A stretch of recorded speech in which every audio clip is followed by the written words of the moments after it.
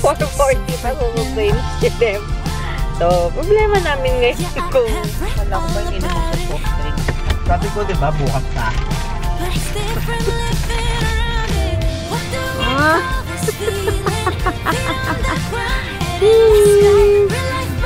Na si pinaksidente kasi yung tap ko sa kanya pagtingin ko sa mukha niya ay daming dugo. So yun, diyan ka muna anak ha kasi nagme-medication ka eh.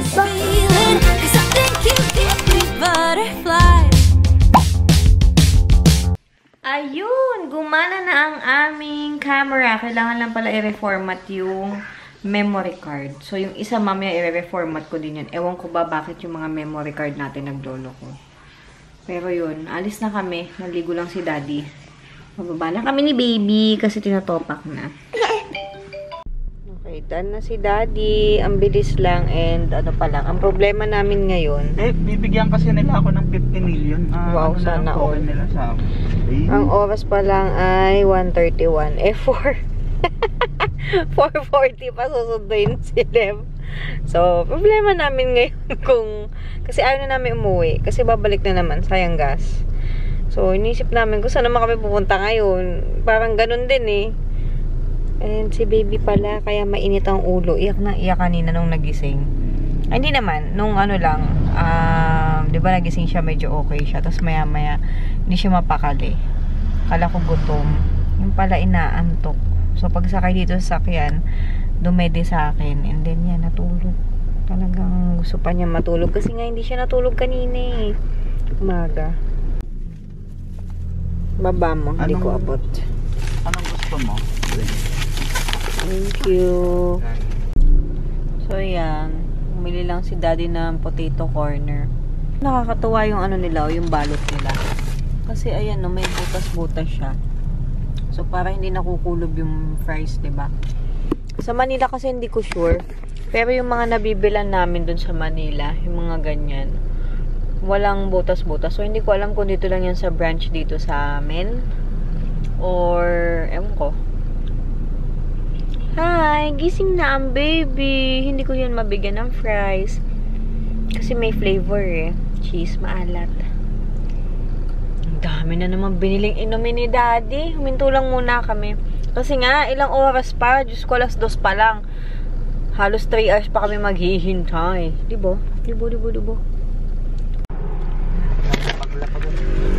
Ba't ang dami mo na naman biniling inumin? Sorry, baby. 2 soft drinks mo? 2 Coke? Oo. Kala ko ba hindi naman sa soft drinks? Sabi ko, diba, bukas na. Buti na lang may baon ng baby. Ayan sa kanya, o, teeter. Yan.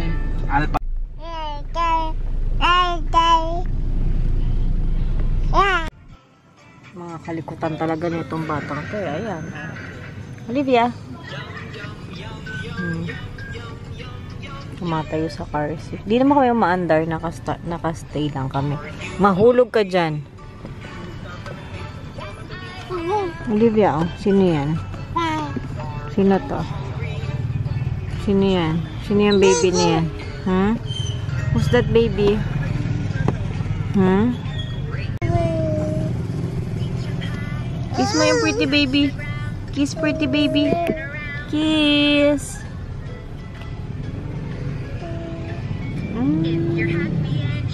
Kiss, love, love.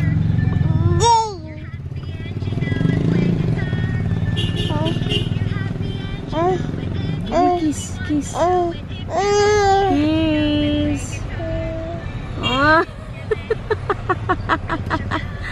Kiss. Yay. Good kiss. Kiss niya. Sino yung pretty baby na yan, ha? Paka ka talaga kalokohan, Olivia.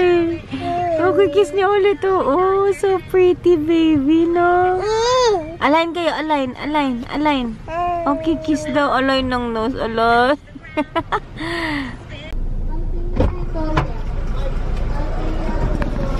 Hello!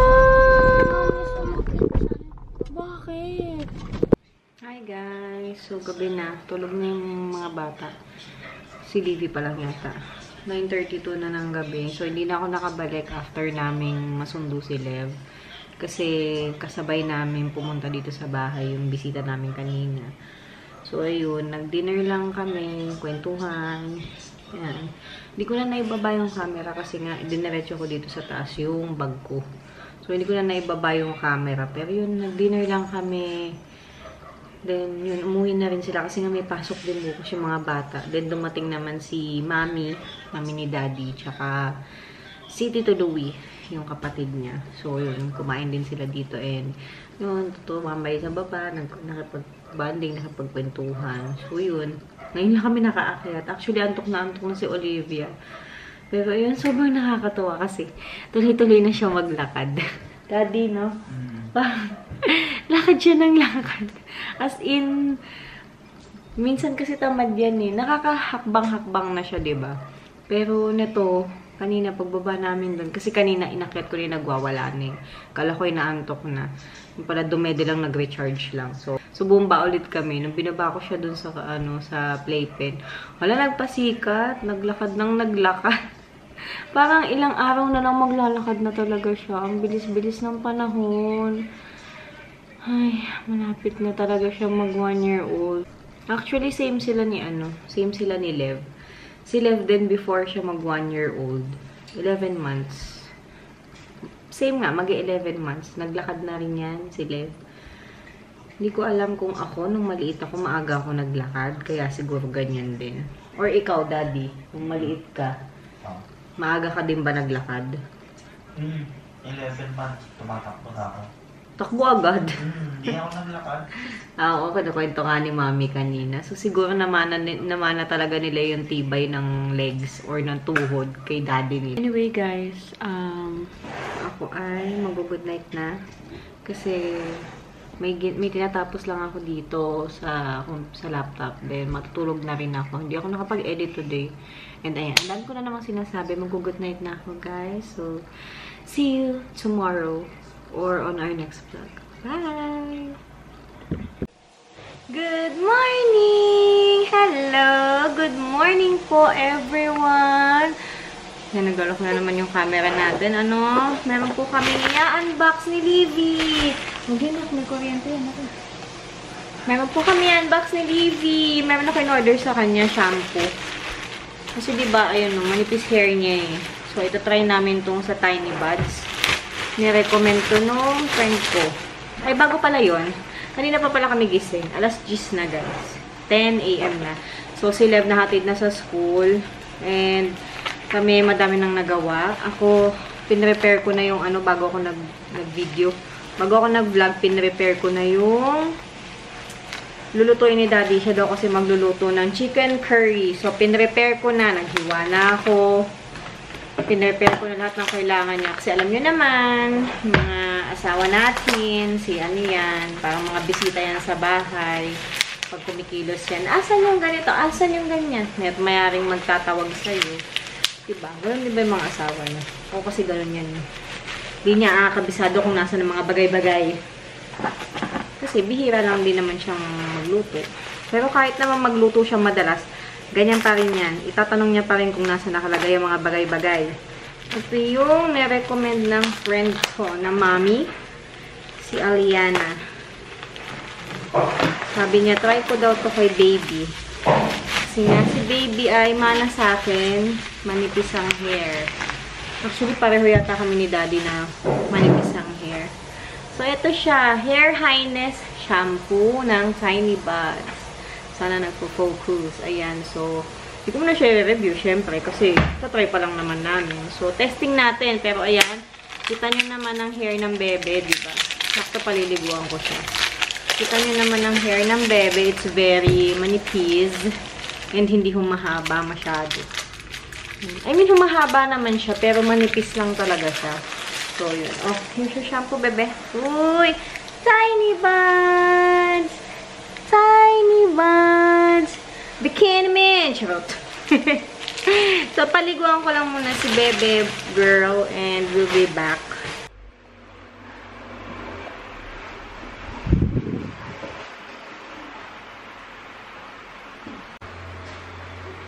Kaya pala siya iyak ng iyak kanina nung pinapaliguan ko. Antok na pala siya. Antok na. Nag-iba na naman kasi yung tulog niya. Yung sleep pattern niya. Nagbago na naman. So, ayan. Ay, hindi ko pala nakakwento. Kagabi. Hindi kasi ako nag-vlog kahapon. Kasi nga, yung narinig yung maingay yung gumagawa ng hollow block sa kabila. May hollow block ang kasi dito sa tabi namin. Oh, well, anyway, yun na nga yung kwento ko. Kagabi, si Livy, tumama yung bibig niya dun sa may kanto ng, not necessarily kanto.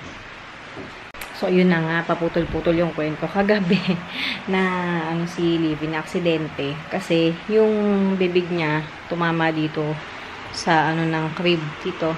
Medyo malakas. Kasi, tumatayo siya, nag-attempt siyang tumayo. Sumablay yung kamay niya.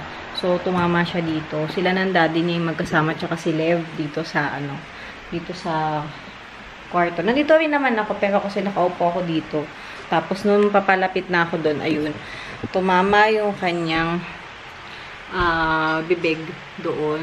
So, nung kinuha ko siya, kasi iyak nga na iyak kay daddy. Nung kinuha ko siya, hindi ko napansin. Pinapakalma ko.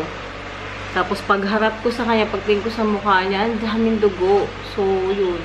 So, malakas yung pagkakatama kasi dumugo siya eh. So, syempre, nung una nagpanik ako kasi syempre, nakakita ako ng dugo eh. So, nag-worry ako kasi nga nagngipin siya. So, baka mamaya na yung ngipin niya. Pero, naman, gumamit kami ng malinis na tela. Inaplayan ng pressure ni daddy. Pinush lang. Tapos, ayun. Okay din naman. Hindi naman tumagal ng more than 5 minutes yung pagdudugo. Nawala din naman agad. So, for sure, nagkaroon lang ng konting bruise. So, yun. Hindi ko pa na-check until na kasi ayaw niyang ginagalaw yung bibig niya. Hindi ko alam kung masakit. Pero noon pa yan, kahit nung ayaw niyang, gusto niya kasi lagi nakaganyan. Ayaw niyang ginagalaw namin yung bibig niya. Ang nakakatawa pa, si Lev yung mas umiyak. As in, iyak siya ng iyak. Tapos, yung pala, kaya pala siya iyak ng iyak. Kasi nga, syempre, natakot din siya. Nakita niya yung dugo eh. Kaya dumudugo yung bibig ng kapatid niya eh. Nagpanic din siya eh. Tapos, bukod pa doon, sinisisi niya yung sarili niya. Kasalanan daw niya. Kasi inalis niya yung mga stuffed toy na nandun sa may gilid ng crib. Parang yun kasi yung hinahabol ni Livy. Kaya tumatayo si Livy kasi kinuha ng kuya niya yung mga stuffed toys. So, kaya siya tumatayo kasi nga hinahabol niya yung stuffed toys. So, sobrang siya na, sorry, mommy, sorry, daddy, sorry, Livy. Ganyan. Iyak siya ng iyak. Kasi nga, akala niya kasalanan niya. Sabi namin, ganun talaga, accidents happen. Hindi naman natin alam, diba? So, yun. Pero, ganyan talaga yung age na yan, nag-aaral ng maglakad, tumatayo, gumagabay. Ganyan talaga yung age na delikado. Kaya kailangan binabantayan talagang mabuti. Kahit nga bantay mo mabuti, nadidisgrasya pa rin, diba? Kasi, yun eh, part talaga eh. Huwag lang talaga yung matutumba, mauuntog, lalo na yung dito. Tapos yan nga, yung kung may iwasan yung mga ganyan na tatama yung bibig, tapos may dudugo, yun. Ako, napakahina talaga ng loob ko sa ganyan.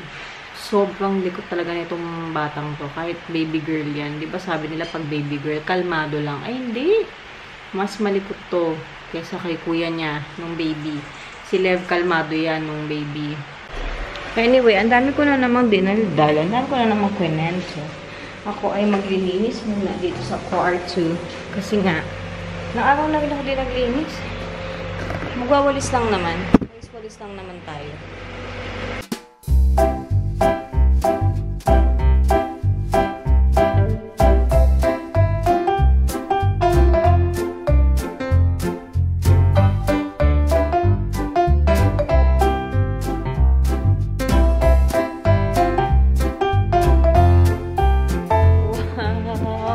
Pautot si daddy dito, oh. Diba? Ang linis. Mamaya yan, madami ng kalat yan. Nilagay ko ng kalat yan. Nilibat lang pala dun. Pakain tayo? Busog ka pa? Kanina pa yun ah. Masyado naglagay ng patata.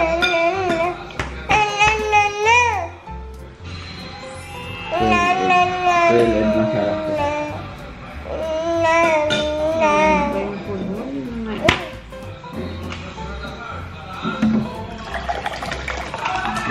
ba? Ganyan. Parang hindi yan yun ah. Bigyan kita ng lata. Okay.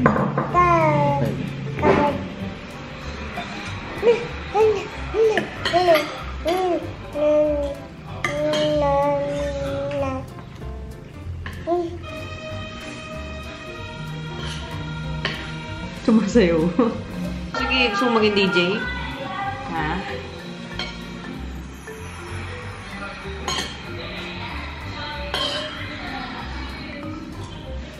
Kamote ang aking lunch, guys.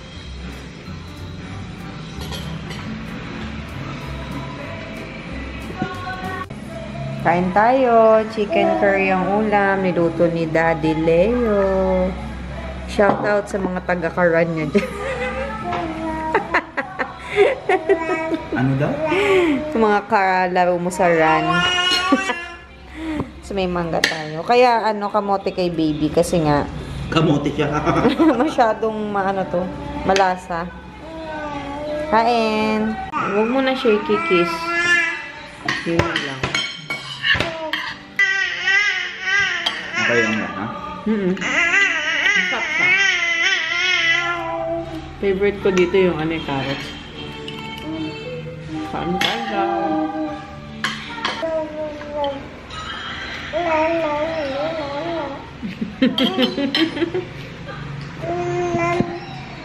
Nangihingi. Nangihingi siya, guys.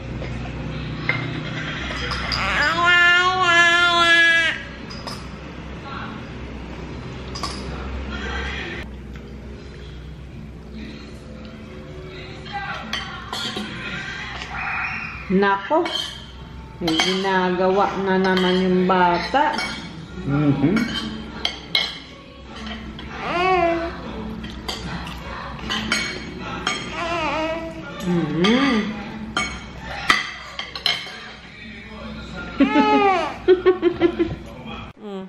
Nakaharap ka.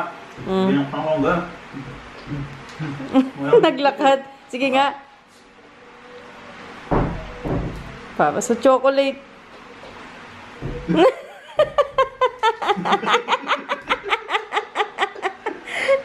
Hala! Uy, Daddy! Tama. Ang galing naman! Oh, walk ulit, walk. Para you deserve the chocolates. Stand up ka lang. Ay, ayaw niya na. Gapang na lang ako, B. Nakaisa na ako dahil.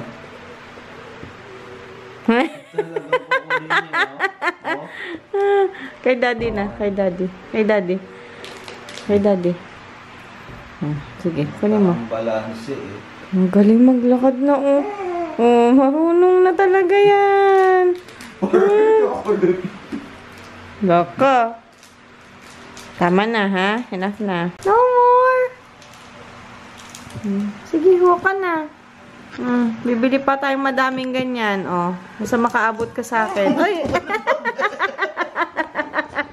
Huwag ka muna tumalon. Tagal na ba siguro?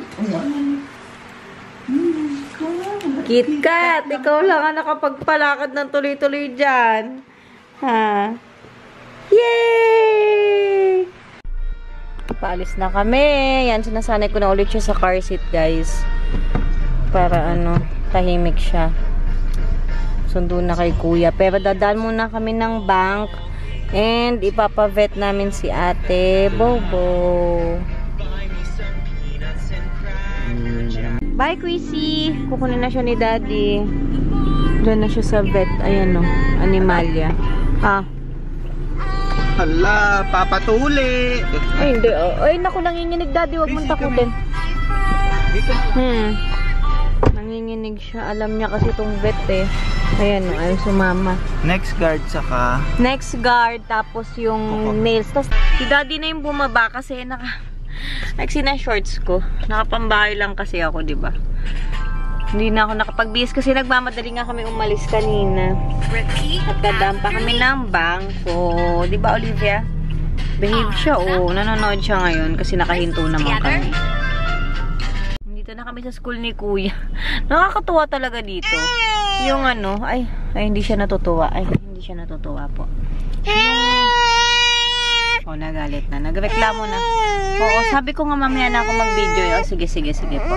The grass is green and the sky is blue. Gising agad. Natulog to nasa biyahe kami pa uwi. Natulog siya sa car seat niya. And tuloy na natin ang pagbabalat na itlogs. Kasi mahangin. Gagawin ko sanang quail eggs. Kwek-kwek. Gagawin mo quail egg. Ang galing! Oo nga, no. Quail egg. Quail egg na pala yun. Shit! Paano mo naging gawing quail egg yan? Si OA. Oh my God! How did it?